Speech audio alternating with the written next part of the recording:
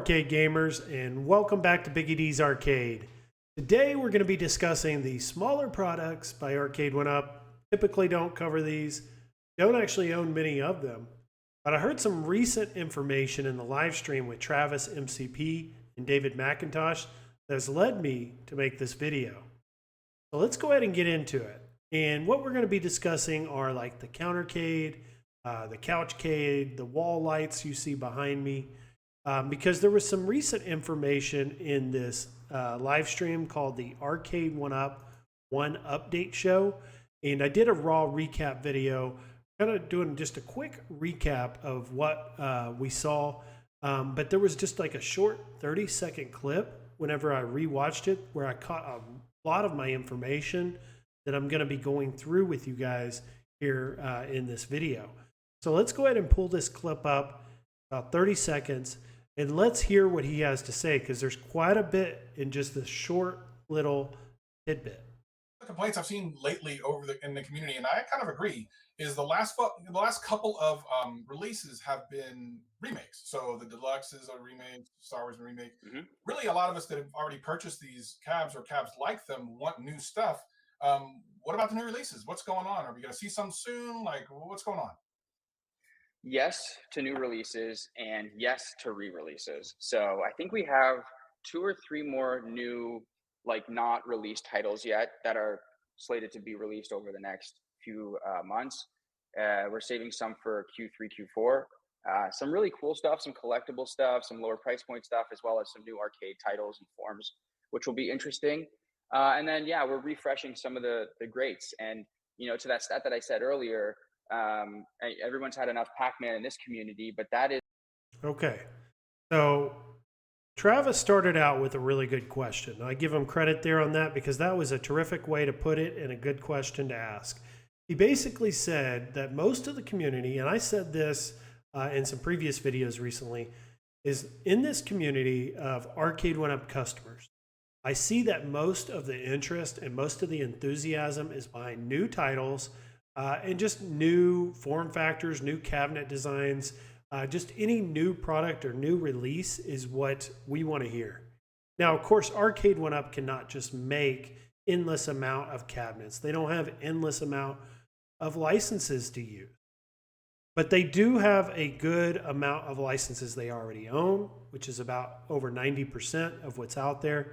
And then they're going to be, and what I thought was extremely interesting was there's going to be 2 to 3 new releases this year. So we're going to get our re-releases, the licenses that they already have, and then we're going to get 2 to 3 new ones before the end of 2023. So that could mean fall, that could mean before Christmas, but it is coming up. And so I'll be focused today on small products. And the reason that I made this video and the reason I want to focus on small products, because, you know, you put this video out there, it's probably not the most exciting. You know, no one gets super excited about their Countercade typically, but it is a large part of what Arcade1up makes and produces. And it's going to be a large part in what they're going to make towards the end of this year. Because he said in what I heard were 3 points, 3 major points. Point number 1 was collectible type stuff. And I say stuff because that's what he said, but it's collectibles. Okay, so think anything Arcade1up and think collectible. And what do you think? You think Countercade, you think the signs, you think decorations, maybe stools. Those are your small collectible products. Also, he said lower price point stuff. So that fits the bill for a collectible. Is something that's a lower price point, or something that is furniture like the stool or the wall lights. Those fit into that lower price point. And then also he said new arcade titles and forms, so form factors. So we're going to get those 2 to 3 new titles, and we're going to be getting possibly those in a new form factor. So let's look at what kind of fits all 3 of those, and what they've sold in the past that fit those 3 criteria, and things that they may be making by the end of this year that fit that same criteria. So the first I'm going to start with is probably the least exciting, and the product that I least liked of everything I've bought from Arcade1up. And that's this silhouette light or silhouette lights. And I purchased all three of them. I purchased them separately for $25 a piece. It totaled up to about $75, $80 for the full three. And I hung them up on my wall, and I wasn't super happy with them. They don't put a lot of light out. You can use batteries, and I've noticed the batteries die within about 8 to 10 hours of use. Otherwise, the only other way to power them is to use the included power cable, which doesn't look too good running down the wall when you just have this little 1 foot sign up on the wall there. And it doesn't put off a lot of light. So I'm just not super happy with them. I do still keep them and use them, but I'll show you a picture. I just use them in the corner of my room, and I light them all up. And when I bunch them together, it seems to put off the most amount of light for me. So I do get some use out of them, but I'm not super happy with them. I know they made the Galaga one. I haven't seen that one since. They made that one back in 2019, I believe. But they do still sell these three. So if you're interested in them, I saw Amazon had them today. But they may make some new games in these. I seriously doubt it. I think we've seen the end of the road for the PacMan silhouette lights, but I could be wrong.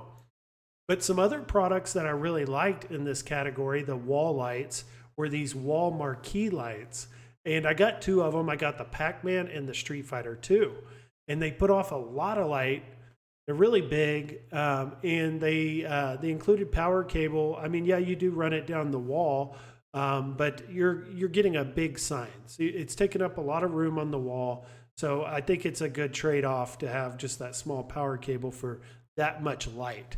And you guys can see here in this picture, if you place it directly above your 3/4 scale arcade, it's the perfect width, and it fits just right over it and really adds to it. Especially if you have one of these early gen cabinets, which are like your Gen 1, Gen 2s that didn't get an included marquee, you don't really have to upgrade them if you go this route. So I've been really satisfied with it, and I think it's been a big seller for Arcade1up in the last year. I've seen it at Walmart and Shop Hippo and many other retailers. But I saw, all the other releases that we've gotten from Arcade1up that we could be doing in the wall marquee lights. And I put some of those logos on here just to kind of give you an example, but plenty of arcade titles to use. They could also do the pinball tables. They've never done that before.